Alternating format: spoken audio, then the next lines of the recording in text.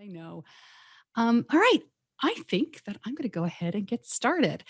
And I have to warn you, I have been in many a webinar, but this is one of the first that I have controlled almost everything in it. So I am sure that we're going to have some interesting moments together. But it's just like podcasting. You keep going. All right. Let me share. Hey. All right, it is time to learn how to profit from your podcast. We're going to talk about everything you need to know to get your show sponsored. This is going to be a fun half-hour talk from me, and then hopefully half-hour Q&A from you all with lots and lots of, information and cool stuff in there. Look, it's not rocket science to figure out how to monetize your show. It's simple, but it doesn't mean that it is easy. There's not a lot of shortcuts. There's a lot that you have to do to get it done. And what I'd like to give you are some of the tools that I've learned over the years of doing this, because I found it very difficult to find information. So, all right, let's talk about me a little bit. Some of you are brand new. I know that some of you know me personally. Some of you have read some of the emails I have sent out. I worked in local TV and radio news for 20 plus years. It's what I did for my career. As soon as I left college, um, I went right into local radio, and then I spent 10 years in upstate New York working in television up there. I moved to Charlotte in 1999 for the CBS affiliate here, where I still live. And then I worked for 10 years at News Talk 1110 WBT as the host of Charlotte's Morning News. So basically, I got up at 2:30 in the morning to do, morning show stuff in TV and radio for 13 years. And when my kids were in middle school, I just said, that's enough. I couldn't do it. I was going to bed too late. I was missing out on too much stuff in their life, and I left. I didn't have it here, but I also did a year right after that I would call it a one-man band. You would probably call it a multimedia journalist, a fancy name now for somebody who schleps their own equipment. And I did that for a year at Time Warner Cable News here in Charlotte. It's now Spectrum. And I did that for the health insurance, because my husband owned a restaurant at the time, and I was always the health insurance lady, and we needed it. And that was a very interesting experience to schlep around a camera and do editing. And it turns out I loved all that stuff, but it was fun and different. And then I started my podcast in 2015. And my podcast is Diabetes Connections. I probably should have said that first. I started my podcast because, like many of you, I wasn't hearing the show I wanted to hear. I'm a huge podcast listener. I have been since the mid 2000s, when you had to download it to your iPod, right? That's why it's called a podcast. You know this. But I used to plug my iPod into the computer and download NPR shows and everything else. And then as the years went on, my son was diagnosed with type 1 diabetes, and I wanted to learn more. I wanted to hear more about diabetes. And there are a lot of great shows, a lot of storytelling shows, but no shows that focused on news and information with a journalism kind of bent. And so I created it in 2015. I began talking to potential sponsors 3 months after launch. I mean, that wasn't my intent. I did it. I started the show kind of to see, let's see what happens. I certainly didn't expect to be here 5.5 years and more than 350 shows later, producing every week. But I did begin talking to potential sponsors 3 months after launch. And I began my first paid commercial campaign in January of 2016, which was 6 months after my show started. I'm going to tell you more about those early days, but I just want to kind of show you the timeline. I had not set up sponsors before my launch or even immediately after. And in fact, my launch was very casual. I didn't do this whole thing people do now where they have to have 3 episodes. And I don't believe in any of that. I launched because nobody really knew what I was doing or who I was. I had a blog that 3 people read. And I got the show under my feet before I kept going. All right, I want to show you just some fun podcasting stuff. I mean, I love podcasting. This has been such a great and rewarding project. I do take the show on the road when I can and hope to again. So the top pictures there are me at a diabetes conference with one of my favorite people in the diabetes community. On the right, I'm just at a college, and I'm interviewing a kid who was on the Food Network baking challenge championship.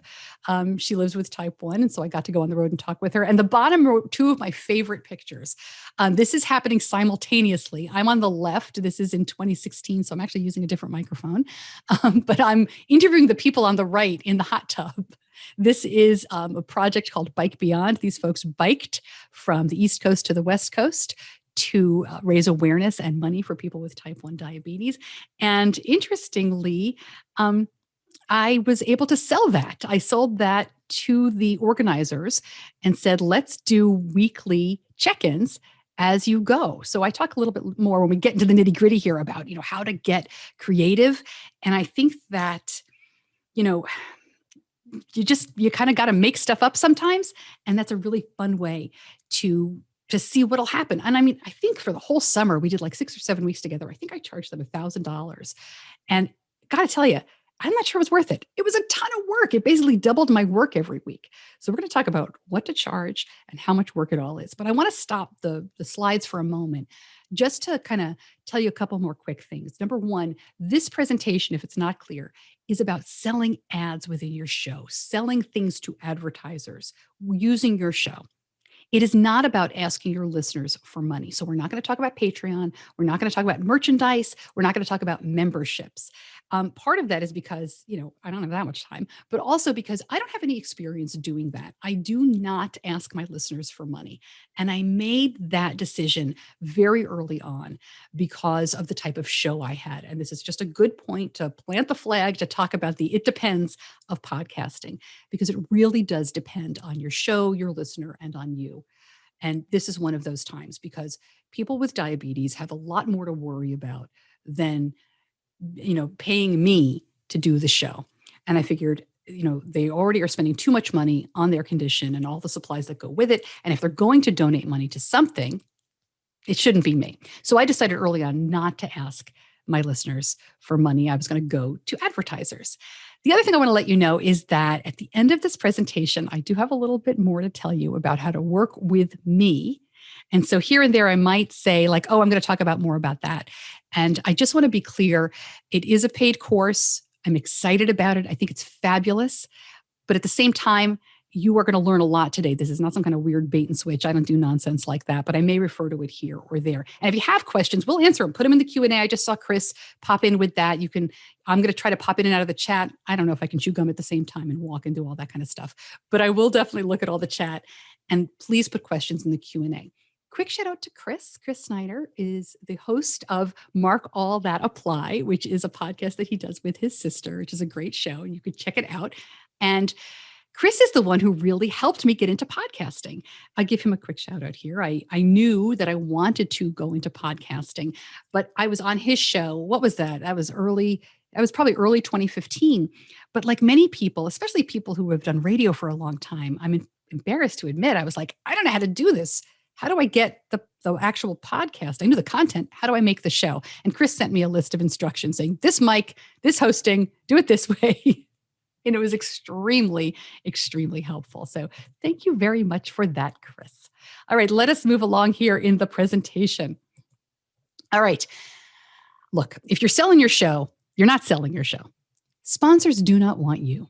They want your people. They want your listeners. You could be doing a fantastic show. That's wonderful. I hope you are. But sponsors do not care about your sound quality, about how funny you are, about how witty you are, about what great guests you have on. They don't care. They care about your audience and the quality of your audience. So if you don't know who's listening, you're at a real disadvantage. And let me tell you a little bit more about that. All right. Just in terms of language here, who is listening? I think this is something that I'm going to hide myself. This is something that gets a little confusing because radio people think one way, podcast people think another way. And then in podcasting, the language gets all confused. I'm just going to call people listeners, but you've probably heard of the avatar. The avatar is something a lot of people used in early days of podcasting where they would say, all right, you've got to imagine your avatar. Who are you talking to? Who's that one person that is listening to your show? And they wanted you to imagine them, like make a real, like an avatar, make a person. So it would be like a middle-aged guy who drives a minivan. Well, that's a terrible one. Let me start again. Middle-aged guy who drives an SUV. Although, you could drive a minivan. I loved my minivan. He's got a pet. He makes this much money, whatever. An avatar to me is a little bit too limiting. I'm not crazy about that. A P1 is what we would call it in radio. This is your primary listener. Who are your primary listeners out there? And it doesn't have to be one specific person, but it has to be a type of person. You want to narrow it down. And then you have your super listener who is within both of these. And that person is, if you do a podcast, you know these people already. They email you about your show. They're spreading the word. They're super engaged, super interested. If your podcast is late loading, you hear from them. These are people that are fabulous to have. And if you super serve them, you will get a lot of really good feedback. You will know if products are working, that kind of stuff. You don't have to go overboard and only serve them, but they're really interesting to pay attention to. I tell people all the time to create a survey. You may know who your listener is. You may think you know. And I had a pretty good idea when I launched my show because I was the listener. I'm a parent of a child with type 1. I'm married to a person with type 2 diabetes. So I'm already an organic part of the community. But it wasn't until I did a survey that I found out a lot more information. And frankly, this is the kind of information that your sponsors need because when they are selling ads, when they're looking to spend their marketing dollars, they need to know where it's going. So your hosting service, and if you're brand new to podcasting, your hosting service is, and I'll just name some names here, Libsyn and Blueberry, Anchor. These are the services that get your actual audio files out to all of the podcast apps. And many of them will have a survey that you can use for free. They will generally have these basic parts of the survey ready to go for you. If you want to do more, you can go as in-depth as you want. My survey asked about all sorts of different things because for diabetes, there was stuff that my sponsors wanted to know. And surveys are also kind of a sneaky way if you want to get reviews about your show. And this is one of those things that we do talk about more in the course. But I will go on to just tell you here that if you do a survey, whatever survey you do, please make sure the information is blinded or stays anonymous. And what does it mean to do that? If you collect emails as part of the survey and the email is listed right there along with, how old are you? What's your income? Where are you from? First of all, people are going to be very reluctant to do that because they want to stay anonymous. Also, it's kind of sleazy. And this is, I should have been clear at the beginning, this is a no sleaze presentation.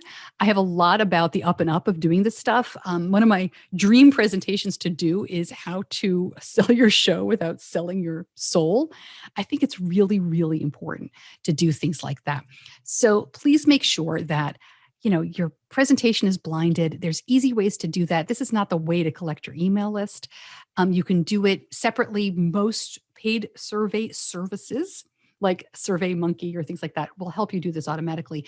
If you do it from your hosting service, make sure that that is part of it. And if it's not, or you can't figure it out, disclose.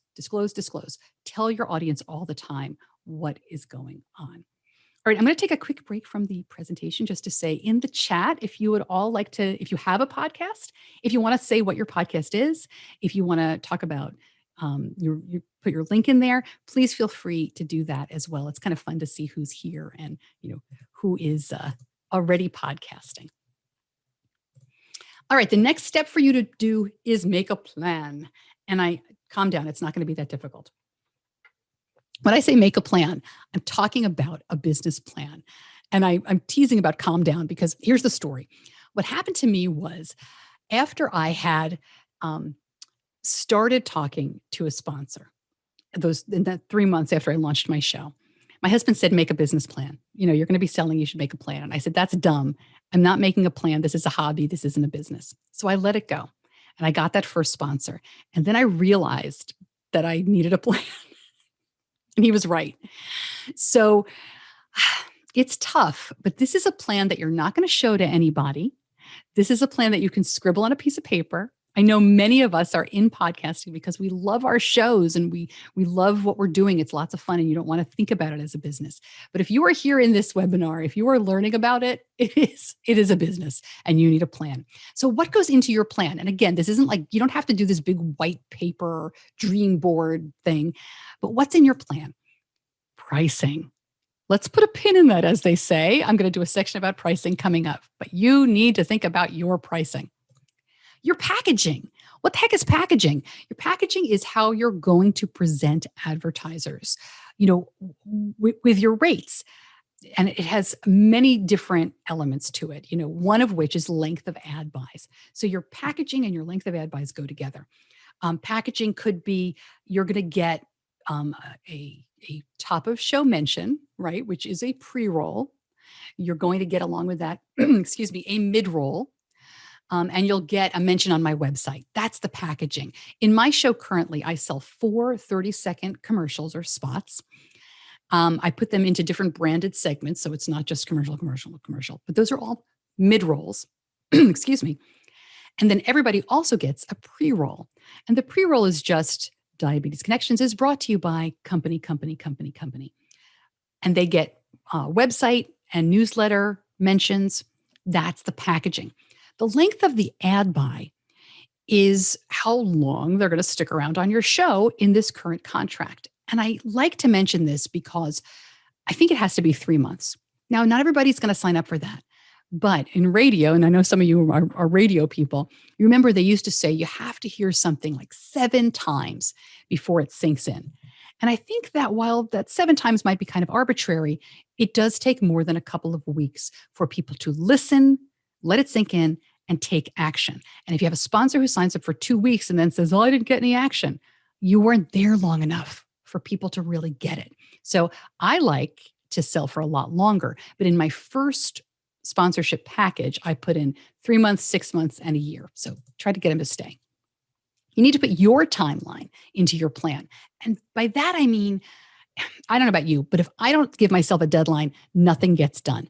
So if you're going to, follow up this webinar with, all right, I'm making my plan today. It's the middle of February. When are you going to put this stuff in action? I'd like to sell ads on my show by June. So I have to give sponsors a deadline of, May 15th or May 1st to commit. And sponsors are looking for that. They're used to that sort of thing. So you need to figure out your timeline. And that can be a rolling timeline, certainly. It doesn't have to be, if you put yourself down for, have to get it done by May and you have a sponsor who's interested on May 25th, it's okay to roll it. But you want to have an idea of if you approach a sponsor, when can they start buying time on your show? Maybe you want to push this off until the fall or even next year. A lot of sponsors set their budgets in late summer and in early fall for the following year. So there's all sorts of timing you can do. And then, of course, a list of potential sponsors. Finding sponsors is, depending on your niche and your show subject, seems like it's very difficult. But I do have some ideas of how you can do this. Again, this is more in the course, but I will tell you right now that you should be working within your niche and your subject matter to find these. And there's a lot of ways to do this. So I want to put a pin in that, as they say. And I'll come back to that when we do the Q&A of how to find more potential sponsors. But just real quickly, listen to other podcasts that are similar to yours. Check out online conferences and in real life conferences of the past and of the future. Google some stuff up, play detective, find out where these sponsors are. And then you have to, of course, find ways to approach them. All right, podcast ad pricing. Let's talk about this. I am not going to go through industry standard podcast ad pricing, only to say, I'll just say it here because, again, I'm not sure how experienced everybody is. But they usually talk about this as CPM, cost per mil, which is actually cost per thousand. It's not million, it's Latin. We're fancy here. And CPM is used in radio and television and lots of marketing places. It's not just podcasting. And the industry standard seems to be for every 1,000 listeners, you can get about $18 to $25 for a 30-second ad. I think this is terrible. I think that is such a lowball price. And it might be great for some really generic and general shows, but here's what I say. And if you've got my emails, if you're on the list and you've read some of the emails I've sent out, that you already know that I feel this way. I don't think you should ask for $100, less than $100 per episode. And I'll tell you why. This is really hard work. We haven't even scratched the surface of what you have to do to get ads on your show. If you have already put together a podcast, you know podcasting is really, really hard work. Once you start putting together ads, not only are you actually putting together the ads and giving them the valuable real estate of your show, you're now working for this company. You are not an employee, but you are there to make them look good. You're there to listen to them. It's a lot of attention and time. You'll see as we go through all of this. And I just don't think it's worth asking for less. If you want to work really, really hard, let's say you have, we'll say 1,000 downloads per episode. And again, the industry standard is about 5 weeks after release. So we're talking per episode, and you get $100 for it. That's great. If you get $23 for that episode, I don't know. To me, that wouldn't be worth it. Everybody feels differently about this, but I want to give people permission to ask for more. And $100 is the floor. Consider raising the price. Let them tell you no. I really feel like, if you're working with a lot of these sponsors with a marketing budget, then they are used to spending money. So, don't be afraid to do that. Now, I want to just take a quick pause for a moment and talk about downloads and that sort of thing. Just to tell you a couple of quick stories. So I got my first sponsor with 125 downloads per episode per week. And that is really, really low. And I asked, and I'm in the course, I actually show you my podcasting presentation from 2015. And I asked for $125 a week. It's interesting that the listeners lined up with the rate, but that was not, that was not what I meant to do. Can everybody hear me? I'm being told the sound cut out. Are we good? I'm hoping that's not the case. I'm going to check the chat. All right. Everybody seems good. Oh my goodness, that's scary. But the way I got that sponsorship was, with very few listeners, is because I had a relationship with that person. Frankly, I had been blogging for a while about diabetes. 3 people read my blog. The blog was not popular. It was not, something I monetized at all. I did it for myself and it was fun.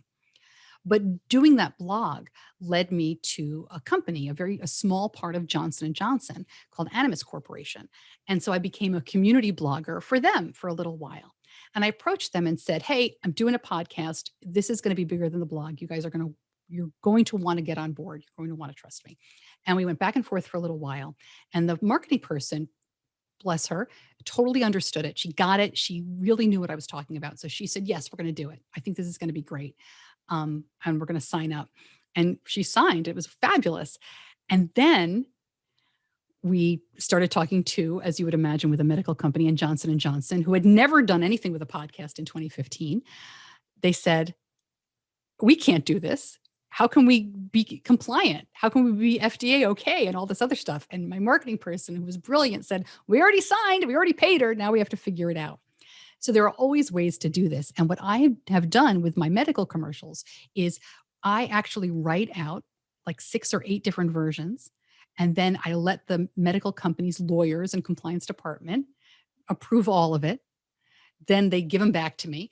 And I'm able to sound spontaneous with a different commercial for, every couple of episodes and change it around that it sounds fun. So there's always a way to do that. Look, I would keep downloads in perspective as well. And thank you all for commenting on the sound. I almost really had a panic attack there that the sound wasn't working.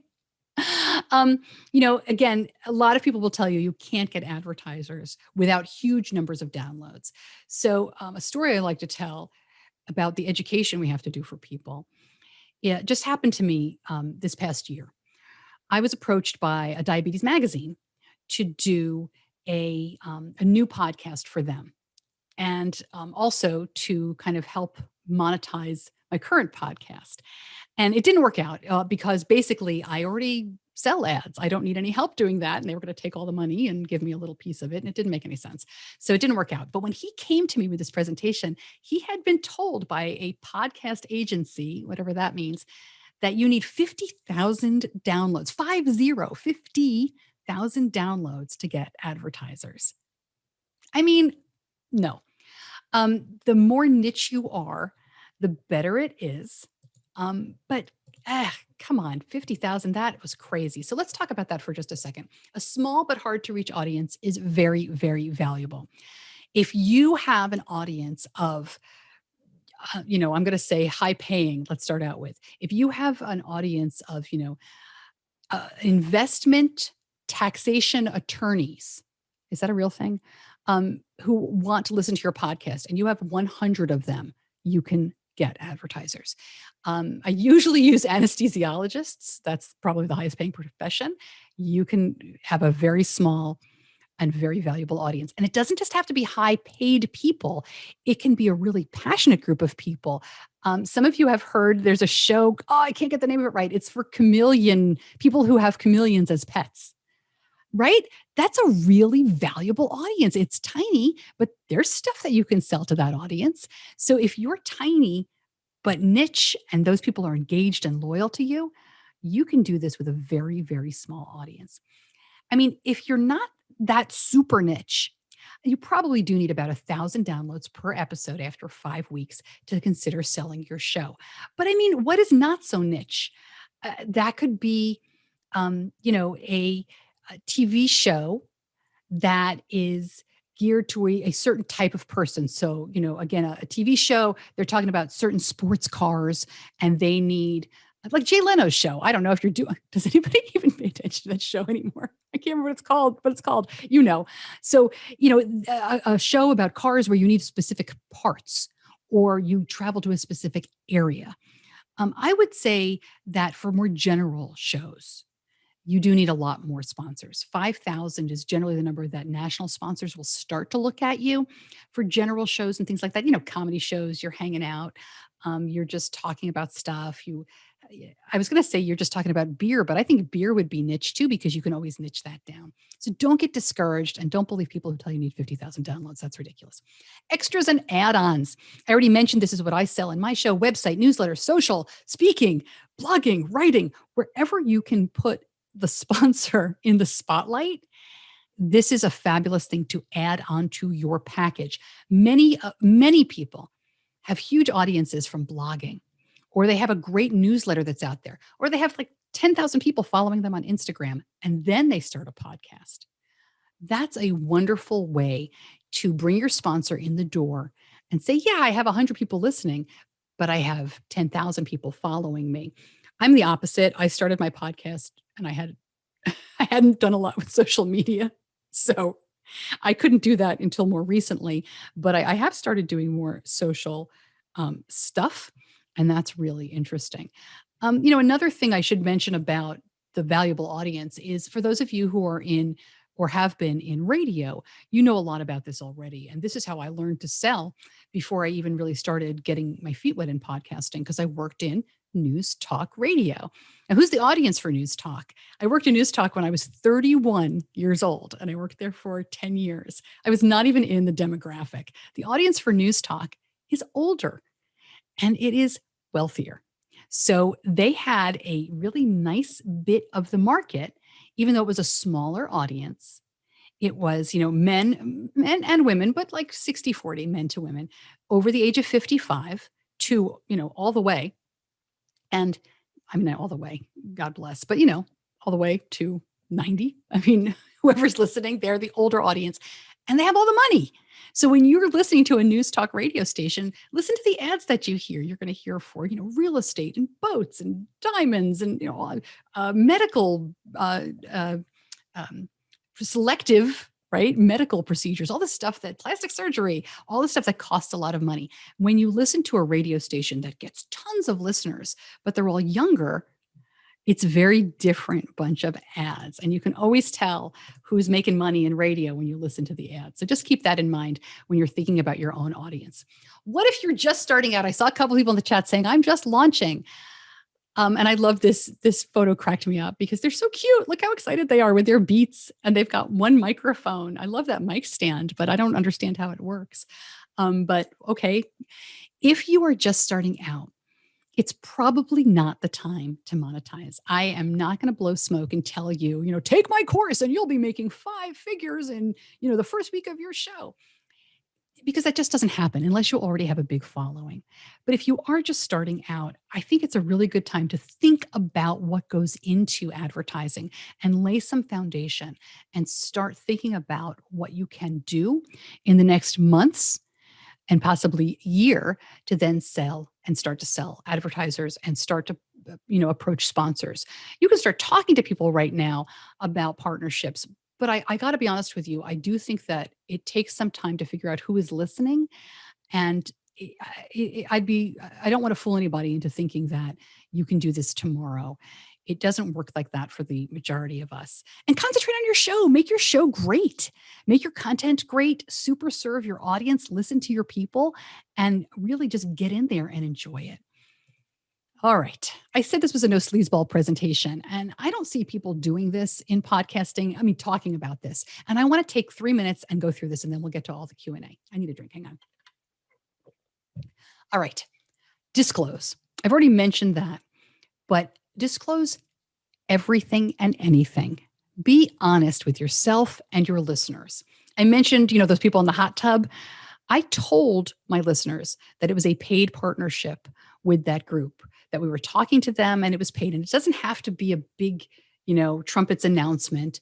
You don't have to stop the show, but definitely mention when you are accepting money or advertising, you have to separate it in some way. People are smart. They will understand if you play some music and then do a commercial and play some music and come back, that it's a commercial.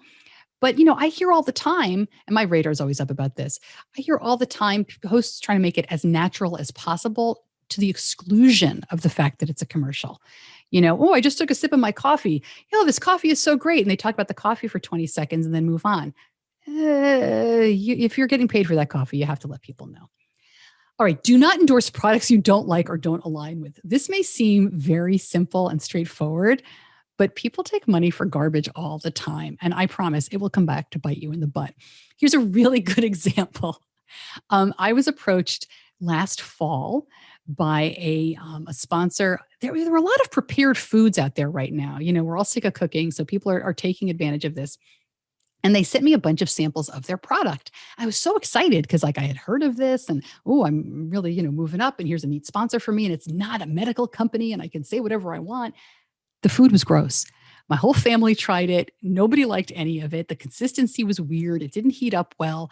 And I didn't know what to do. I was like, do I tell them, do hemming and hawing and the whole thing? And finally I did email them back and said, I'm sorry. And I said something like, I'm sorry, your product doesn't meet my standards, or, I made something up. But I really wanted to let them know that I didn't think the product was very good, but I didn't want to be a jerk because you never know, maybe they'll improve it and come back. But don't endorse products that you don't like. And then be careful about free product. I had a rule when I was at my radio station that I would not accept any product that I could not physically remove and carry out of my house myself. And I know that sounds like a weird rule. So why did I come up with that? You can imagine I had some pretty bad experiences with not necessarily heating systems, but there was an air filtration system that they stuck in my house and I did commercials for about 6 months. Then the company went out of business and we couldn't remove it. It was stuck in my house. I did some hot water heater stuff. Company went out of business, couldn't remove it from my house. I did LASIK surgery. Do you remember like 15, 20 years ago, every DJ was doing LASIK surgery and that was offered for free. But I insisted on paying. I got a discount, but I insisted on paying because I thought if something goes wrong, I can't return my eyes. What am I going to do? Right? I needed to have a leg to stand on. So it may seem silly to you, but those are things to think about as you get going here. And, in diabetes, I endorse products that my son uses, but I do not accept the product for free. I get paid for the commercials. I do not accept free product because it's his body. And I want to be careful. I want to be able to switch if I want to. I want him to be able to make decisions. So these are just all things to think about. Legal stuff. Please get all of your agreements in writing. as you move forward here. Depending on what kind of sponsor you're working with, they may provide you with a fancy schmancy vendor or a service contract or lots of different, depending on the type of company, lots of different contracts. And quite often they want you to sign their contract, and that's fine, but make sure that whatever you're doing, you get it in writing. Please do not do handshake deals. Please just do not rely on verbal agreements. These always go bad because I know you want to make people happy, but you're not doing yourself any favors. So make sure that you at least make it something that you print out on email. Here's what we agree to. I sign it, you sign it, and we move on. You can do this. I had no sales experience or business experience, and I made a lot of mistakes along the way. But you really can do this. I know many of you are not salespeople, innately, and it's cringy and it's horrible. And it's like trying to get my 19-year-old daughter to talk to somebody on the phone, right? These kids, they hate it. They want, oh, I don't want to talk on the phone. It's the same thing for this kind of thing. Oh, I don't want to send this email. But do it and then cringe away all you want at home. But really take the leap. It's going to be great. We're going to get to your questions in just a moment. But first, I do have to, this is the hard sales part. I'm sorry. And I'm cringing doing this. But if you want to work with me, we really are just getting started. I am offering a course. It just opened today. It is called Get Paid to Podcast. And there's the link, staceysims.com, Get Paid to Podcast. It goes much more in depth than everything we talked about. You get to, I feel like Ronco. There's more. 2 hours of video walking you through every step of the process. You get downloads and PDFs, including a sample survey, a pricing package, sample presentations, and an invoice template, because you do have to invoice these people. And when you finish, you're going to have your audience survey, your rate cards and ad packages, your podcast pitch and proposal, and a lot more knowledge of where to find potential sponsors. Oh, I said I was going to go through that a little bit more. So if it's not one of the questions, I will get to it. So staceysims.com, Get Paid to Podcast. And today only, oh, this is terrible, but today only, if you are one of the first 10 to enroll by midnight tonight, I'm going to give you a one-on-one meeting with me, and we can talk about your podcast, anything you want, launch, content, audience, monetization. But this is a special for you guys, only till midnight tonight, the first 10. So there you go. There you go. I'm supposed to come back. Oh, that's Chris. Hi, Chris. That's me. All right. So I am going to stop sharing and we're going to click over to the Q&A. All right. Whoa. I'm clicking around. All right. Okay, here's a question from Katie, and I went out of order here, but I like this. Is the suggestion of $100 minimum per episode for the length of the ad buy, or is that per week, per month? That is per episode. If you have a weekly or twice a month podcast, that's really aimed at that. So it's $100 per 30-second ad per episode. So you build a package. And you can do things like, for 3 months, if you buy that particular package, so it's $100 a week. But if you buy 10 weeks, I'll give it to you for $800, which is a little bit of a discount. And you just keep discounting it as you go. If you buy for 6 months, I'll give you, I should really do the math in my head, but I'll give you $100 times 6 months worth of episode, and then 15% off, and discount it as you go. If you're doing a season, and I do talk about this a little bit more in the course, seasons are more difficult to sell upfront because generally, if you have like a short season, 8 to 10 episodes, you dump them all at once. Excuse me, dump, that's not very attractive. You launch them all at once. And you don't know if you're going to get 3 downloads or 30,000 downloads of that season. So if you have an interested sponsor, because quite often series do align with interested sponsors, I think you can sell that in advance, but you have to really give them a deal. But you can also sweeten the pot with things like, exclusivity, first crack at season 2, or prepare your first season by leaving a spot in the show for ads. And it doesn't have to be a huge, now a word from our sponsor, nothing. It can be, I was going to do this again, but it shouldn't be this. It can be, just a music bed that breaks up a thought, or note an end of a sentence that works out really well. And then you can kind of jump in and put the ads in after the fact, and you can sell season 1 and season 2 together, that sort of thing. But that was the question there. All right, let me go back to the Q&A. If a sponsor signs with you and doesn't renew, hopefully that happened. Oh, this is Katie again. This is also a great question. I'm assuming you have to go back and remove that commercial from the episode and replace with a different sponsor. You can, but you do not have to. So this is something to think about as you move ahead with ads. I'll tell you what I do. I have 5.5 years worth of episodes. I have 351. I do not change my old episodes. I do have sponsors that didn't renew. I have Animus Corporation who went out of business. It wasn't my fault, but they are no longer, they don't exist. Johnson & Johnson pulled the plug on them. So my early episodes still mention Animus. I have a sponsor that did not renew because they started their own podcast. And that's fine. But they are still mentioned in those episodes. I could easily go back and change because of the way I do my commercials. I am very careful that while they're an organic part of the show, they are not, they don't interrupt things. I'm not just talking and say, hey, speaking of that, let's talk about this. They are in there so that they can be replaced, but I haven't found it worth it. I would find it difficult to go back and sell those shows because when they are not re-released, and again, every podcast is different, when they are not re-released, my old shows get downloads every day, but not in the numbers that I would feel comfortable selling. What I have done though, and I just started doing this year, is and this is something I'll talk about in the course, but I'll tell you anyway, I sell what I'm calling a classic episode package. I'm taking my interviews from 2015 and 2016. I am plucking them out of those old episodes, giving them a new intro and outro with an update, and I'm re-releasing them. And I'm finding, because I didn't experiment on this last year quietly, when I re-released interviews, not episodes like that, they got just as many downloads as the currently released episodes. So they were a lot easier to sell. So that's a way to use your old content. You're going to hear a lot about dynamic ads. That's what it's called when you go back and put, ads in the past and you change them around. I think for most of us, it may not be worth it financially and time-wise, but it's something to consider. I have a bilingual show with 50% audience from my country and the rest of the world, 50-50. How do I sell my show? Oh my goodness. I have no experience with this, but I have to tell you, I have to believe that is a very valuable show.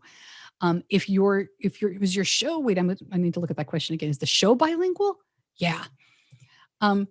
So there's different ways to look at that. If your show is bilingual, and that I assume you're speaking 2 languages during the show, that's a fantastically niche audience. There has to be sponsors that appeal to that group. And a neat way to find out about that might be to ask your listeners.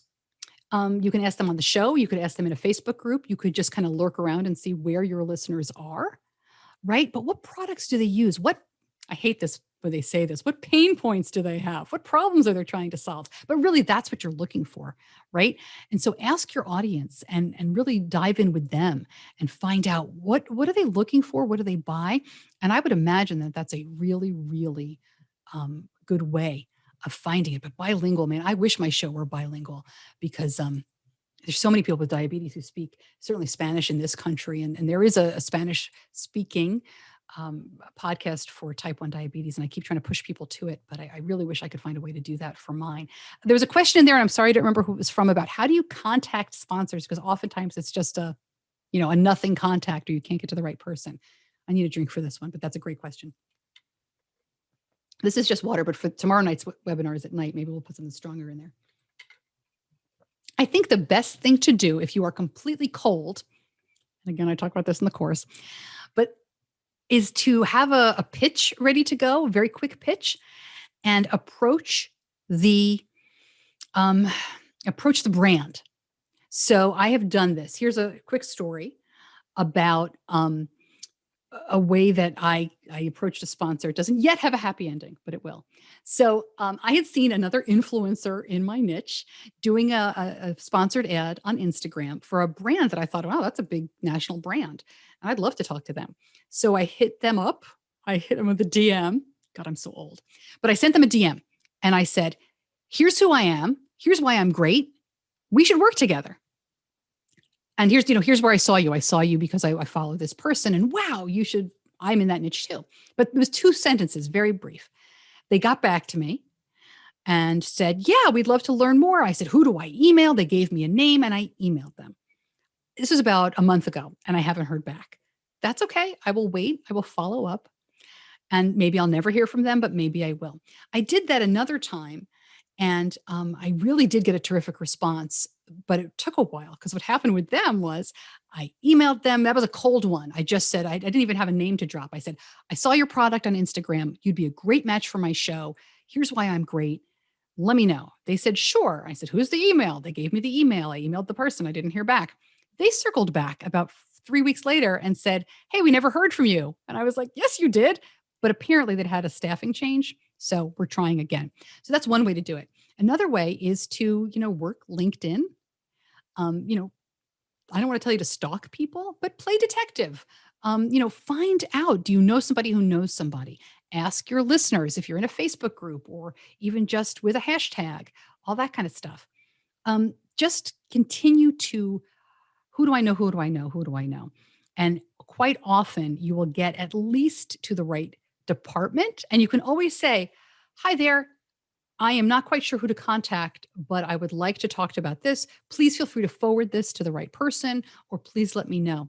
But there are lots of ways to reach people, but you do have to play detective. And this is what I'm talking about. When I say it is hard work and you should be charging $100 at least per episode, this is the work I'm talking about. It's not easy. There's no, oh, here's the directory of my, I sell chameleon cages. So here's my directory of sponsors. It's not easy. You really have to work at it to figure it all out. Okay. This is a tough one, but I'll take this one on. My podcast is about parenting and relationships after domestic violence. This is from Kishna. Extremely niche. How would I be able to target sponsors who would want to work with me? I think first of all, what a fantastic podcast. And thank you for doing that. I think that is difficult, but I think it can be done. I think you have to be sensitive to tone and audience expectation, right? You don't want to do a hard sell for goofy stuff for these people. But if you know who's listening and you know products to sell to them, that is one way to look at it. But you may also consider organizations that are trying to reach those people. Maybe they're nonprofit, maybe they are for-profit, but they probably have a budget. And if you vet them, because I know you're protective of your audience, just like I am mine, you're not going to just let, anybody in. But I would think that some of these online, and forgive me if I'm being insensitive here, I'm thinking off the top of my head. I would think some of these online counseling services that have popped up in the last year or two would be a really great match for that audience. I would think that social services connections that are out there, it might be something that you go for in more of a grant form. Or, hey, listen, I'd like to give you the platform to reach these people, but I do need to cover my own costs. Oh my God. Look at this. I got a security scan going on my computer. Did you guys see that? Hopefully not. I'm just glad it didn't reset in the middle of this. But you could contact some of the social services groups and let them know, look, it's not free to come on my show. I understand you may not have a large budget, but I have to cover my expenses too. And talk to your listeners again. Make sure you know who's listening. Make sure you know what they're interested in. But I think a counseling, I don't want to be insensitive. I'm not sure like a meditation app is the right thing. That seems kind of cheesy and not really helpful, but I don't know your niche, but there are ways to get help to people and still ask those kinds of sponsors for some money. Let me go through here in terms of, I covered some of these already. How many sponsors do I recommend pitching to at a time? All of them. I mean, I'm just kidding, but a great problem to have, and I actually had this problem at the end of last summer, was I was worried that I was going to get a couple of sponsors that I couldn't use. And here's what I do in my show. I mentioned exclusivity as a selling point. I do what I call category exclusivity, and you should probably think about doing this too.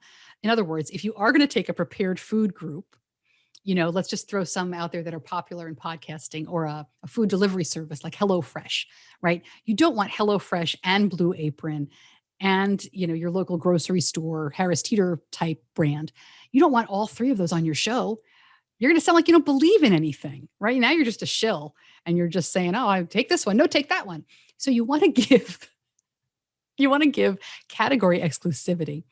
And these guys can take a long time to make up their minds. And some of them will talk to you and then you'll never hear from them again. It can be discouraging.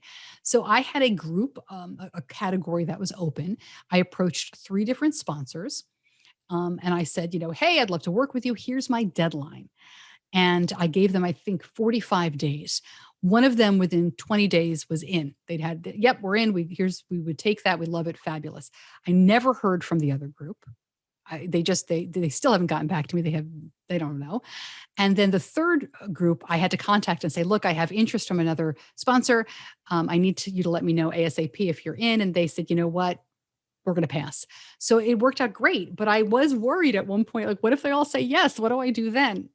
It's not going to happen. It's a great problem to have. So I would suggest that you continually approach sponsors, and you never know what might happen. This year, I have the 4 spots, as I said, and the classic sponsorship, which is new. And I sold 3 spots before January. And then I sold the classic sponsorship kind of out of the blue at the end of January. I had a group that just kind of contacted me and we did it. And I have that last one. And frankly, I've been really busy putting this webinar and the course and everything together. So that 4th sponsor is still kind of sitting out there, and I'll get to them. I will continue to work it. I have some feelers out there, and it's kind of a continuous process once you get into it. Again, with the course, once you have your pitch and your packages and your presentation, it's really easy to do because you've not necessarily automated it. You never want to fully automate it, but you can cut and paste your pitch and just change it for the different sponsors. And your proposal really for the year stays the same. And once somebody wants to see your pricing and your proposals, you're just sending that out. Do I need a media kit? Do you need a media kit? Yes, but it's different. A media kit is not a sponsorship kit or a sponsorship proposal. A media kit is to get media attention. So I would actually spend more time on your sponsorship proposal and then pull out the things that you think should go in a media kit. A media kit should just say, I'm great, here's why you should cover me, and information about your show. Very simple. So, logo, URL, what's your show about? Why is it great? Did you win an award? That's a media kit. It shouldn't have your pricing. It shouldn't have your audience numbers. None of that goes into a media kit. That's very different. That's to get you coverage. And we're going to run out of time. So remember, we're going to talk sponsors and how to find them a little bit more. I mentioned a couple of ways, but I don't want to forget that.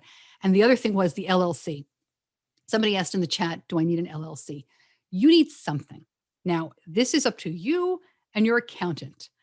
I do have an LLC, which is a limited liability corporation. Obviously, I'm not an accountant. An LLC is a very, very, very simple way to put together a business. And in most states, you can go online. Your Secretary of State generally has to give you the okay, and you pay them. In North Carolina, I think it's $200 a year.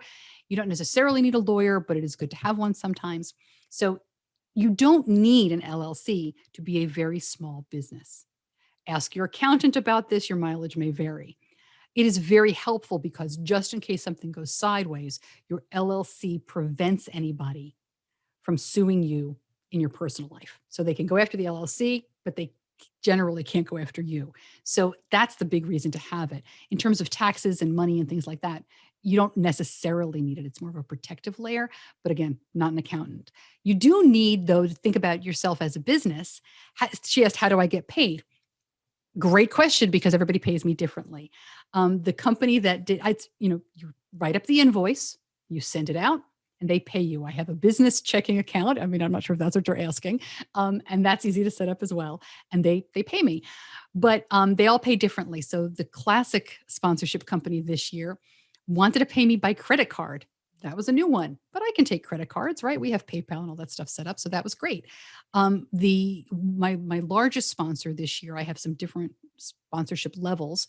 My highest paying sponsor pays me by direct deposit. So I give them my bank account information and they slide the money in. They paid me today, you guys. It was a very good morning. It was quite exciting because we did that deal at the beginning of January. We signed the paperwork the first week and it took until now, but they paid me for the year. So I'm very happy. We can keep the lights on, all as well. And some people pay, I don't like people to pay me weekly or monthly. Ugh, I don't like that at all. I don't sell sponsorships that way anymore. If you must, you must, right? You've got to kind of see what these people will do. But I really prefer to sell sponsorships at least, I've been in this for longer, so I don't sell really for less than 6 months or a year. But sell your podcast sponsorships if you can, 3 months, 6 months, 9 months, a year. Get people to pay you monthly or quarterly. I will now accept being paid quarterly. Most of my people, though, are medical and they have bigger budgets and they like to pay early in the year because they set their budgets, their marketing budgets are all set by the fall. So your mileage may vary if you're dealing with, the pet store or different things. That's one way to look at it. How to find sponsors. I have mentioned that here or there throughout the webinar, but I really didn't want to forget that it again is for most of us, I think it's about being an organic part of your community. If you're doing a show that you're not interested in, that's not going to last past week 5. If you are a passionate part of your community, then you probably know how to find the sponsors because you probably know many of them. So work your niche. I would tell you in pre-COVID times to go to conventions, but go to online events. Almost every niche has a convention, a gathering, a meetup, something, and you can look at these. And you can find out who's sponsoring them. You can even look through them and sometimes find out the pricing of what people are willing to pay to go to these. Look at online publications, magazines that exist still as online publications. Talk to your listeners. Think about what you use. They are out there. Follow influencers in your niche and see what they are up to. All right. So those are some ways to do it. I just want to scroll through the questions. And thank you so much. I see there's a couple of people in the chat who have already purchased the course. I'm supposed to be a really, really good salesperson here and give you all shout outs. But I'm not really sure how to. The chat disappeared on me. Oh my God.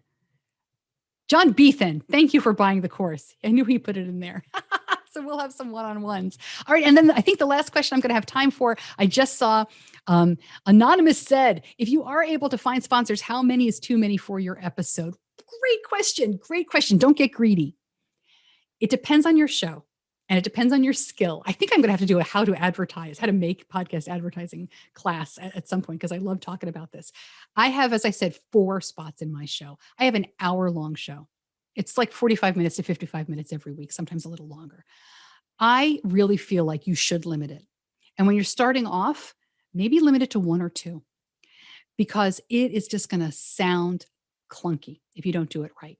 And the way I do it in my show is I have a signature sponsorship slot that I sell, and I sell it to 2 sponsors. That's the highest paying one. You get your commercial right before the featured interview. So my show starts off with, hey, here's the show. We're talking about great stuff this week. Here's something interesting for you. And now here's the interview. So right before that interview, I do a 30-second commercial.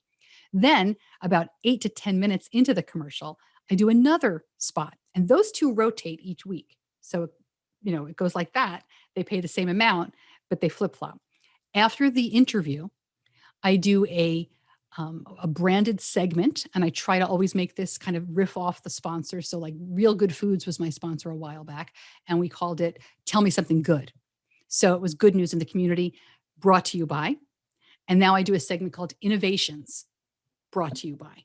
So you can kind of stick these into your show, but until you get skilled at that, I would be careful about having too many. And I think 1 per quarter hour is a pretty good guideline, because too many more than that, unless you're really, really good, you're going to sound like a shill, and you want to be careful. All right. One more time. Oy vey. StaceySims.com, get paid to podcast. Yes, I will be emailing you. You will be hearing more about this, but that is the course. I'm so thrilled that you are here. Thank you all so much for hanging out with me, for talking. Thank you to Chris for making this go so smoothly. I really appreciate you being here. I hope this helped. And thank you so much for such terrific questions. Everybody, stay in touch. I'd love to know how this goes. If you put any of this stuff into practice, let me know. If you have any interesting questions or follow-ups, I would love to hear from you. Thanks, everybody. Have a great day.